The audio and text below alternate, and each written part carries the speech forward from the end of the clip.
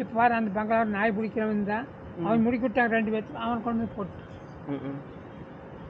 அவ டிரைவருக்கே தெரியும் அங்கே நின்று இருந்தால் கார் பண்ணது 7 மணிக்கு வந்தான் காரட்டு ஏன் கொடுக்கலன்னு காசில் 30,000 இருக்குதுமா பார்க்கலாம் அப்படின்னு 1ஆம் தேதி வந்தது நீ வேலை வரப்போ கடைசியில் பார்த்துக்கலாம் வேண்டி பொண்ணு இல்லைன்னு விடுங்க பார்த்துக்குவாங்க. அதனால் நம்மக்கிட்ட ஏதாச்சும் ஒன்று ஏமாத்தினா அவங்களுக்கு ஏதாவது நடக்காமையா போகும். தண்டனை பயங்கரமாக கொடுப்பான். விடுங்க. இன்னைக்கு நீ நல்லா இருப்ப, நாளைக்கு பார் என்ன நடக்குது. எனக்கு வயசு என்ன 75. விடுங்க பார்த்துக்குவாங்க. போங்க அப்படியே வீட்டுக்கு போய் இன்னும் வேலைக்கு போகிறேன் வேறு பக்கம் சாப்பாடு வேணும். ஆமாம் பாரு எல்லாம் தெரியும் குணம் ஆசை எல்லாம் வீட்டுக்கு தெரியும் எத்தனை வருஷம் இருக்குது. சரி விடுங்க அப்படியே வேலைக்கு போங்க. இல்லை இந்த ஆளுக்கு இந்த புத்தி எதுக்கு?